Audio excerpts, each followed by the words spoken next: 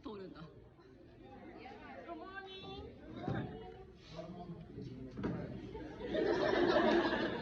London and Japan. Yes. So everybody, I Oh, want to 오실. introduce, in case you don't know who this is. 데모. Stan, everybody have a great time. Enjoy yourself. There's nobody better. And like you just told me, this is his favorite thing to do. It's true. Enjoy. It always feels so much more low key, you know, than like the craziness. We'll just get started right away. And yeah, I'm gonna do questions table by table, like one, and then we'll go around, make the table one, then I'll move on to the next table. So Always follow me. somebody start with this table. Anybody have a question? Hi. Oh. Nice to see you again.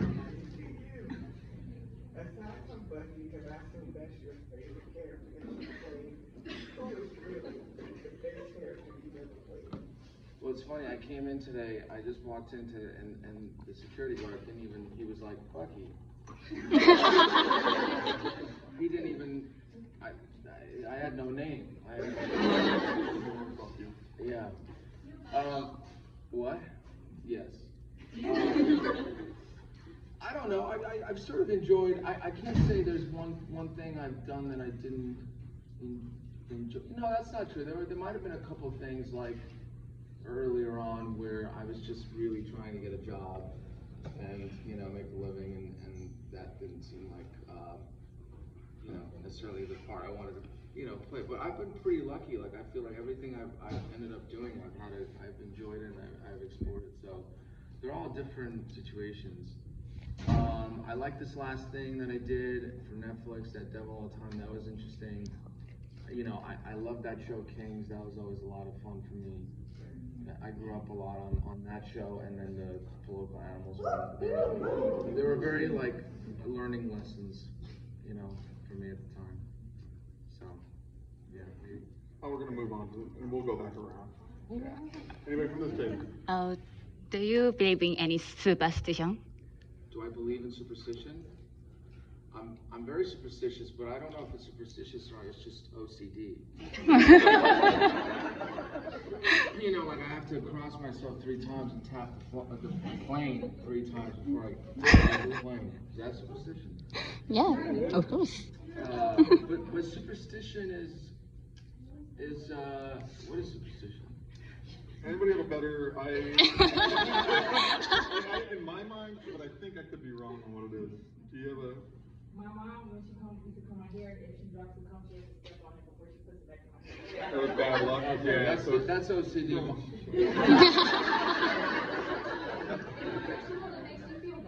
Yeah, but let me tell you something. My therapist, okay, like the greatest thing, and he always makes me laugh, is like, we'll talk, whatever, then I'll like knock on wood 3 times, and he'll just go, I'm like, what? And he goes, oh, it's funny. It's not gonna do anything. I'm like, all right. I don't know, if it makes you feel better, do it. Yeah. Okay, thank you. Anybody from this table? I have a question. Do you have any favorite memories from Downey Village? Oh. I had to think to remember what that is. Like I almost felt like you said Downton Abbey, and I was like, yeah, Downey Village, like Robert Downey Jr. Yeah, when you go like lunch with him or something. Did you ever? It was the soap. So? In the yes, I went there one time. I was invited for lunch. I think I had like a green juice. I didn't have that again. And I asked him. I was like, I'm gonna go use the restroom, and he was like, no, just go in the trailer. And I was like, okay. And I walked in that trailer, and it was like being on the Titanic. Literally, like everything. I could still smell the wood. Like it was just so pristine. I couldn't. Yeah, and I remember the soap being really great, and then it was moisturizer, and a lot of things to, you know. Thank you. I will go back to this table. No? There we go. You honestly don't remember because it was a couple years ago and you do so much stuff that you. People say I have a memory problem. You remember when you were filming I, Tanya? It was in a mall and they had it set up to look like the airport. Do you remember the day the light bulb fell out of the ceiling? Are you sure I was there though for that? I understand it, but I was there, I was an extra. We were seeing, I don't know, maybe people took parts. Maybe. I remember that mall. I was like, wow, I couldn't believe they turned this into a 1980s airport. Remember that particular day? I remember that day, but I don't remember the light bulb. I don't remember that. Maybe it fell on me. Yeah. I found Destroyer a really intriguing film. It was such a homage to crime films of the 70s and 80s, but with the role switch. So very much Nicole Kidman was very much playing like the Clint Eastwood role, and you were playing much the Sonia Rocco. What attracted you to that film, and did it turn out like you thought it would do? Oh yeah, I love that experience. It was so fun and it was so different and great. And that probably goes back to your question. You know, I just it was working with her, and you know, I haven't been a fan of hers for years growing up and stuff. And then also the director was unbelievable. I mean, you know, figures, right? A woman will always give you better direction by the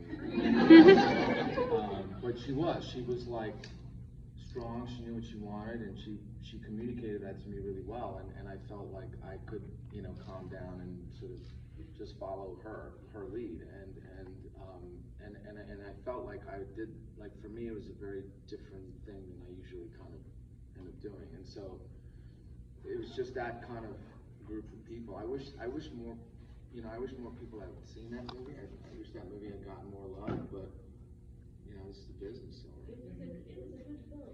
But thank you. Yeah. It's a good thing that you can take orders from a woman. Anytime. You understand how I'm okay with that. Like, How has your view of like the human condition changed since you've become famous? The human condition? Like how your view has changed since you were younger to like growing in the industry to how we've changed in social media, all that good stuff. Just how has it changed your view? I'm so sorry. My bad.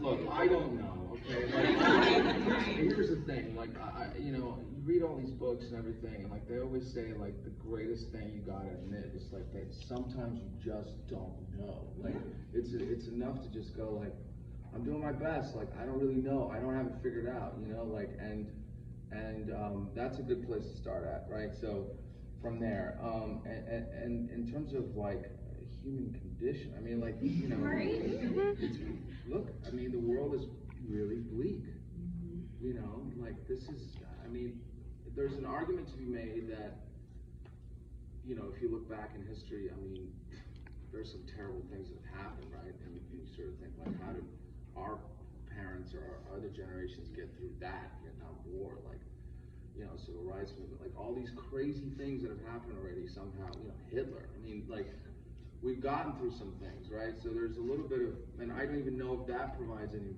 relief or whatever. I mean, maybe perspective, you know, to sort of like kind of keep hope that we're gonna be okay. But, I mean, a really smart director who's very famous and who I've always respected, and I don't even want to, you know, I'm going to not say his name, but said to me something very interesting that stuck with me. It's like, human beings are really good at making bad ideas happen quicker. You know, and it's like that's kind of how I feel about AI.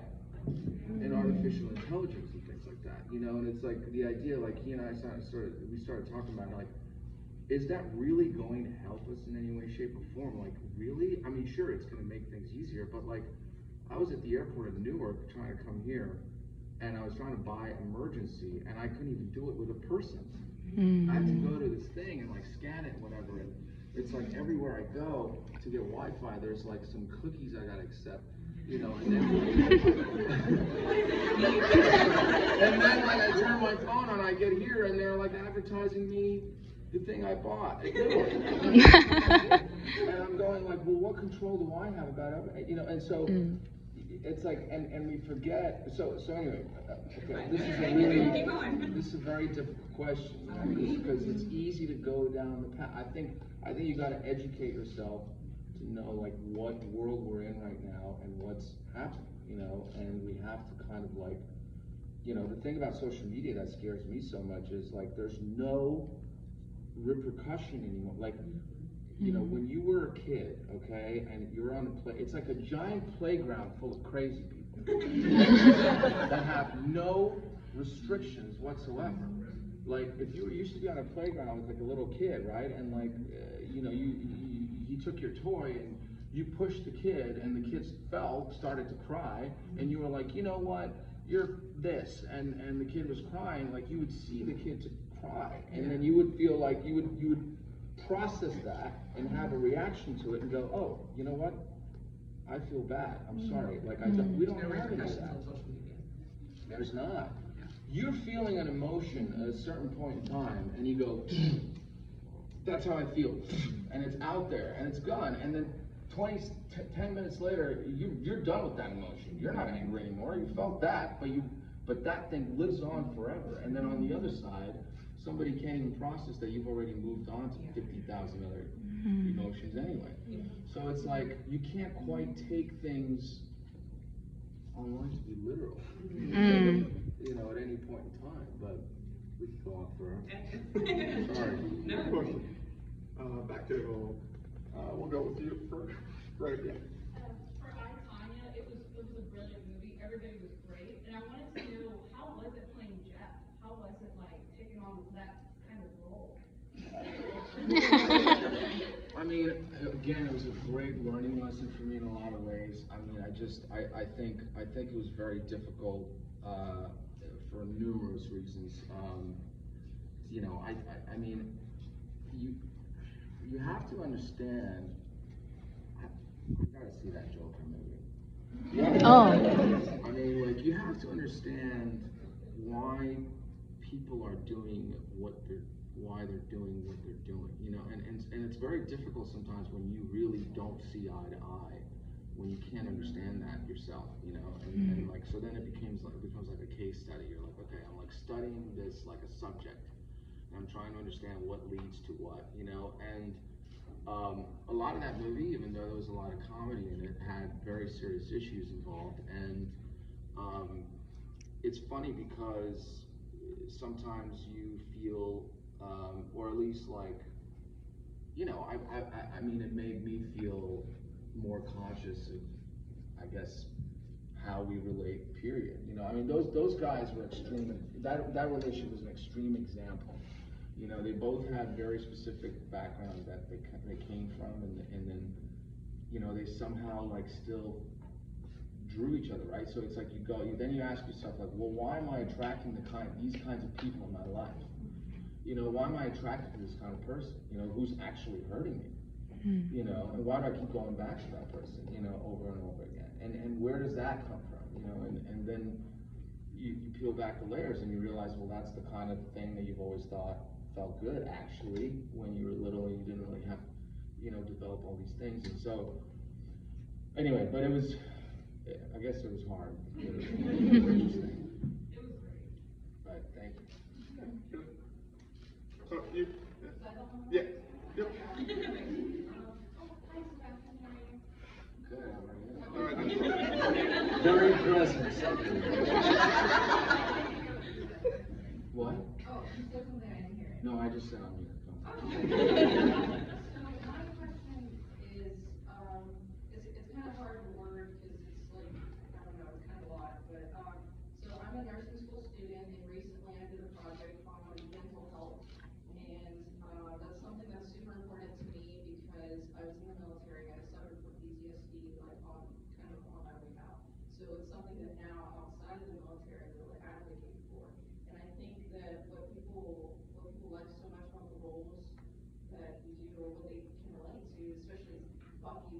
example is that characters like that you portray really give them hope, and meeting you as a person, you're just so sweet and kind.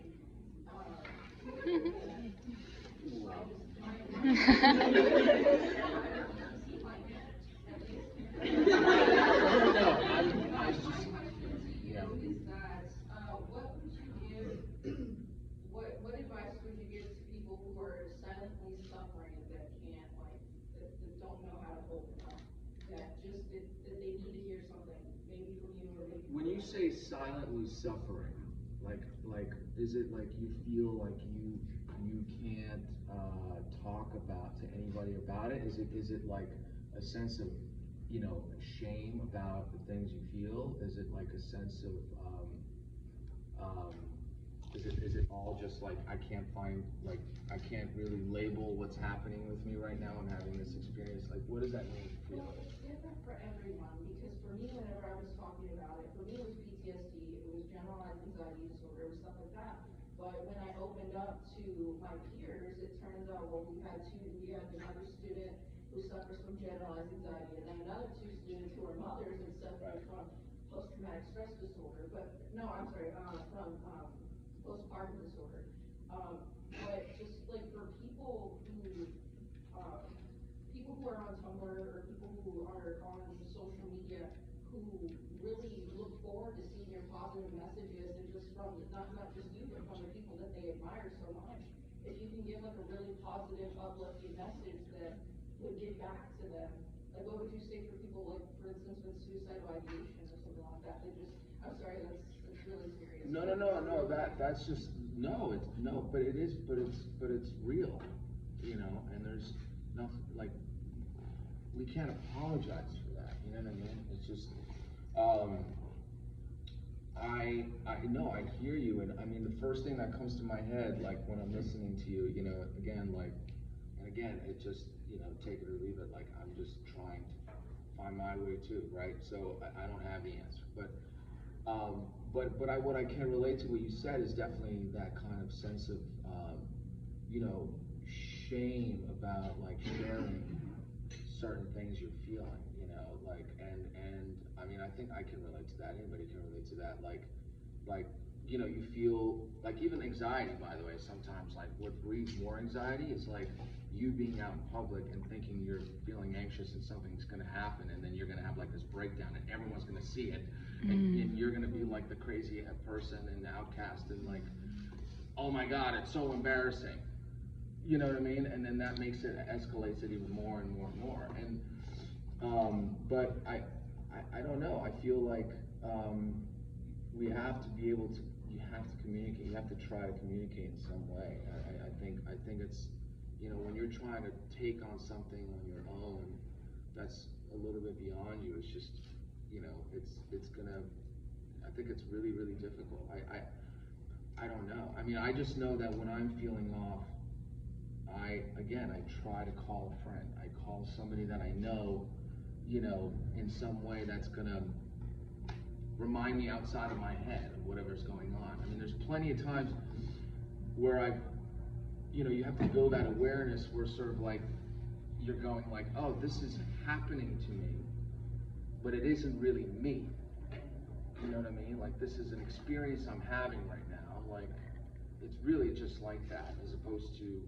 But trauma is so difficult and takes years, and you have to just kind of, I think, reach out for help when you're thinking it, when you're feeling it. I don't know. I don't know if that's helpful at all. I mean, I gotta keep thinking about that. Hi, Sebastian. I got a lighter question for you. So what's your typical Starbucks order, and what do you think?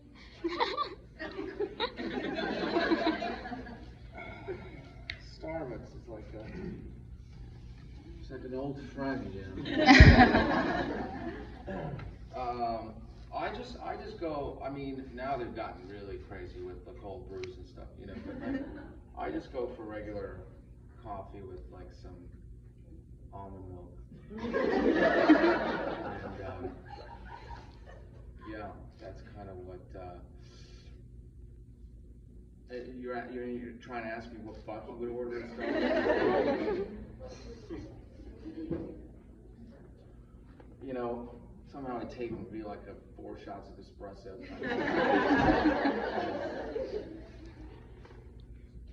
Yeah.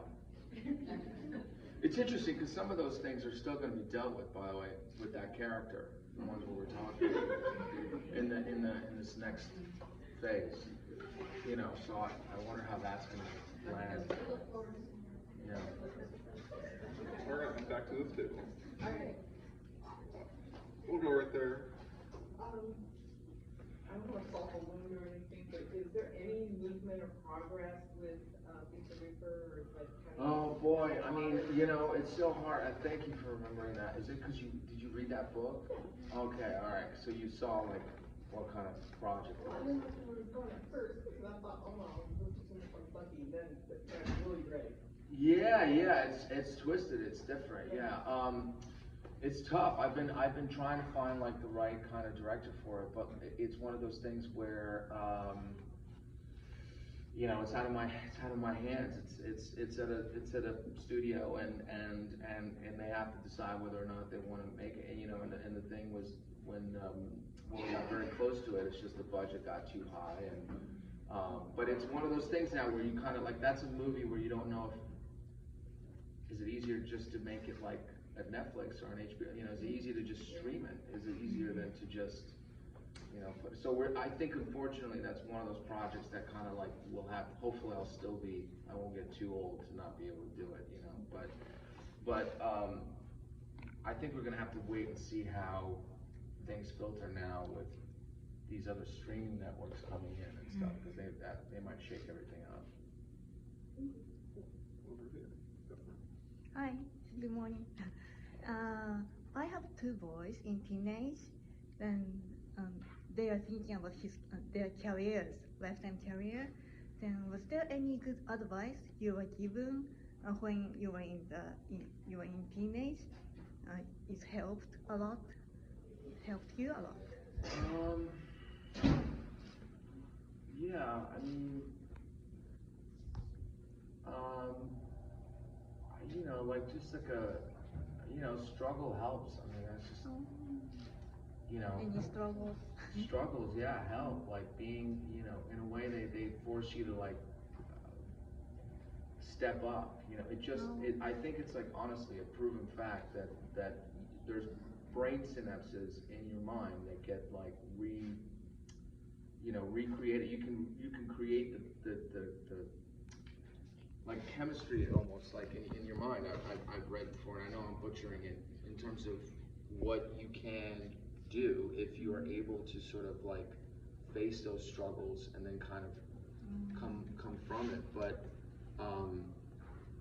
you know, so I feel like if you see them dealing with, you know, it's like when I think of when I would want to have kids, I feel like, you know, I would want to be there for them and make them feel safe and know that they have someone to turn to, but at the same time I'd have to try and encourage them to be able to go out there and face it on their own, and be able to you know, come around the corner on their own, because that's a real important life lesson. You know, if we just rely on other people, you know, then we may not know how to do that later in our own lives. Thank you very much.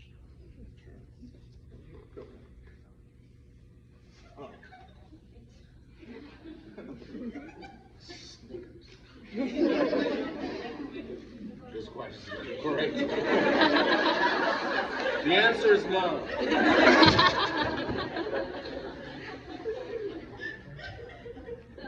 they're gonna be releasing the Falcon and Winter Soldier on Disney Plus soon. How different was that from working, I guess, in the movie world versus that? I don't know, because I'll find out tomorrow. I mean, starting tomorrow, but I don't know. We haven't done it. I am very excited about it. Yeah. No, I am. I have no idea, like, honestly, what to. I think it's going to be really great. very excited about it. I'll let you know in a year. I'll do the same question next year. All right, then. At this table, anybody? So going back to Beat the Reaper, I thought, because when I read it, I was actually sitting in a doctor's office waiting for my dad to have a procedure. And it was, as I'm reading this, and I'm like, and it's funny because I'm like, oh, this is the inside stuff that goes on behind the scenes in the medical field. This doctor in particular was not seeing patients who actually was on the piano. You do not want to get sick in Newark. Yeah. No disrespect to Newark. I grew up in a medical family, so I knew some of the weird stuff that goes on behind the scenes. And when I read the book, I'm like, oh my god, this would totally freak people out. If they knew this kind of stuff going on in hospitals. Well, it's funny because the director really said, he was like, I want people, once they see this movie, to be really scared of hospitals. Well, you're gonna do it. You're gonna figure it out. Yeah, it's interesting. I mean, look, I don't, actually, if you look up the author, you will see that he has spent a lot of time with doctors and in, medical practice and so on. So he has, whether that's, that's fictionalized, I don't know. You'll have to ask him. From this table. We'll go right there back. Yeah. So I was fortunate enough to see a big screen of Last Full Measure. Where? They're going around the different military bases screening movies. So it comes out in January, so we're going to see it. You did a really good job. You did a really good job. And it's about time that you got some film. So. No, thank you. I appreciate it. So I just wanted to know how you prepared for that role and what you remember from that. So it's been a couple years. Oh man, I mean, that was great because it was like some of the greatest actors that I ever,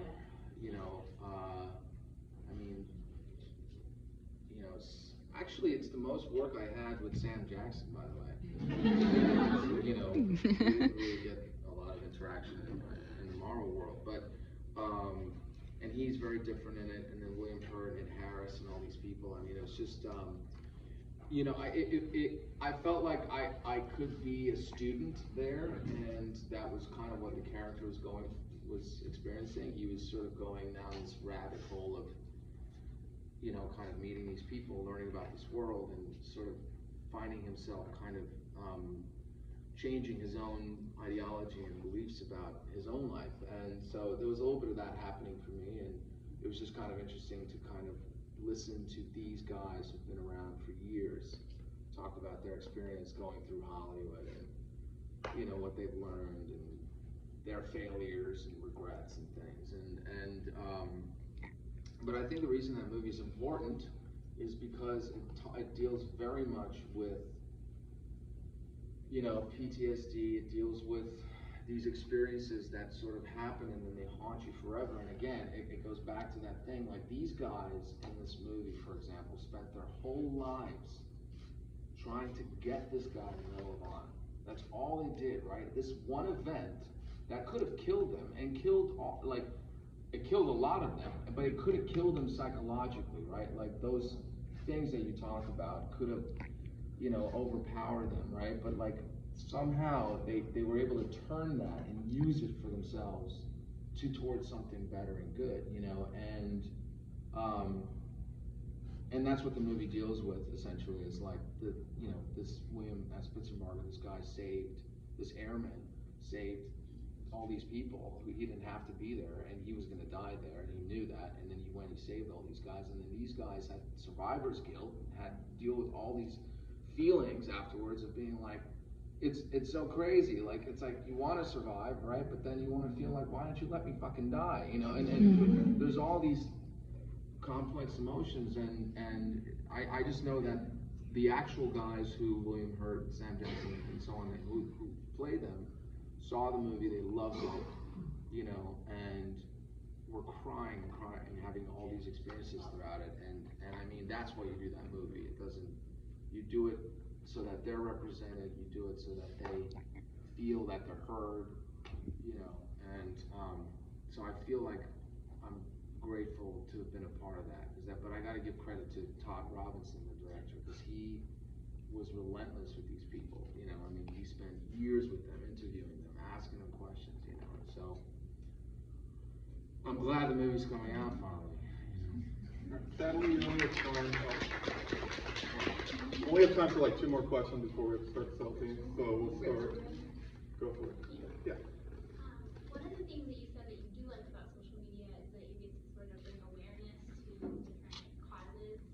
Are there any causes that are maybe really close to your heart that you hope to bring awareness to, or? Yeah, I mean, I think for me now, it's much more, you know, like we're doing this thing with next Sunday in New York. For me, it's been much more like focusing how to get more specific with these 2 particular ones, which I've gotten closer to, like, you know, the Ronald McDonald's house in New York, and then, you know, our big day out, which is in Romania, and so on. And I just wanted to get more specific with them, you know, because what I wouldn't want to do is just sort of feel like I'm like lightly touching different things and not really actually contributing anything, you know. So I'm focusing on that for now, and it's interesting. I mean, like you know, I'm probably in a place of relearning how to honestly use social media, you know, because as I said, like, it started out to be very simple for me. I still treat it the same way. I'm just a guy, you know. I'm just a guy out there trying to do the best I can, you know. But maybe I'm not just that anymore. Maybe I'm also like somebody who, you know, you guys want to hear things I have to say. Like, maybe I have to be conscious of that. Maybe I have to be able to step up in other ways, you know. And so that's what it's about now for me. But yeah, I hope to have more specifics for you.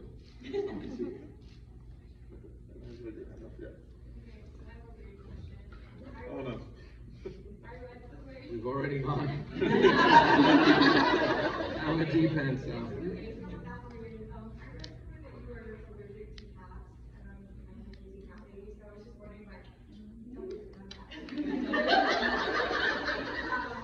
Crazy cat lady. You know, a lot of things.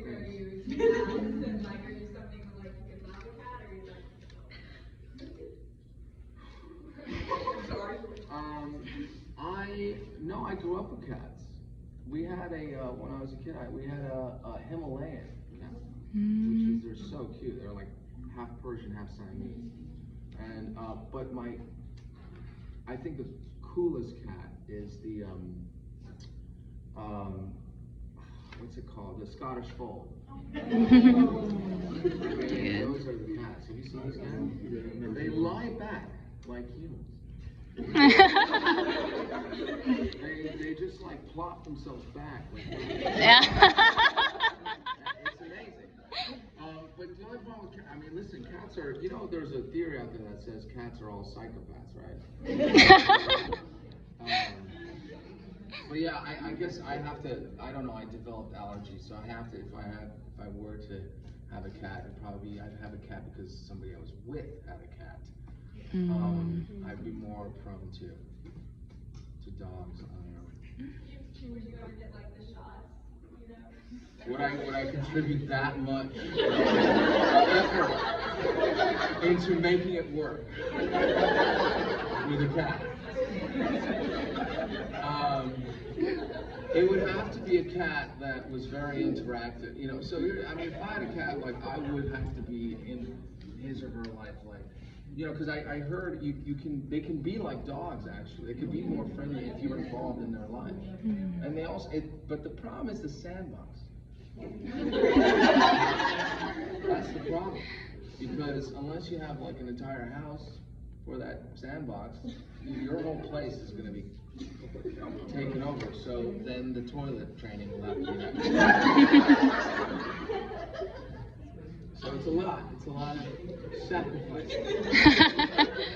Well, I haven't even lived with a human yet. Let me see. thank you for all your questions. We're going to start with the pictures. As mentioned, we're going to go from table to table, so we'll start this one and go around kind of like the way others. But so, if this table wants to get up.